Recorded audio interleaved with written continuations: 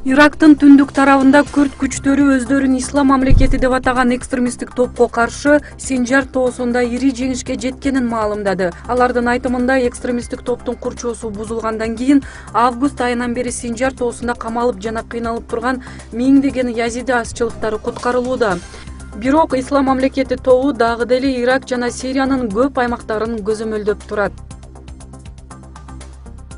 Евро биримдик Россиянын каржылык кыйынчылыктары Европанын өзүндө экономикалык көйгөйлөргө жол ачышы мүмкүн экенин талкуулап жатат. Көпчүлүк лидерлер каршылашууну жумшартууну жактап чыкты.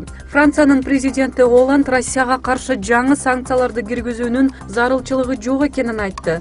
Ал эми Евросоюз Украинага жардам беребиз деп жалпы айтканы менен эч бир мамлекет акча берүүгө ашыкпады. Орусия футбол боюнча 2018-жылкы дүйнө чемпионатына карата Ростов-на-Дону жана Саранскта 2 стадионду курат. Бул үчүн Орус өкмөтү бүгүн 37 миллиард рубль бөлдү. Ар бир футбол талаасы 45 000 көрүүчүнү батыра алат.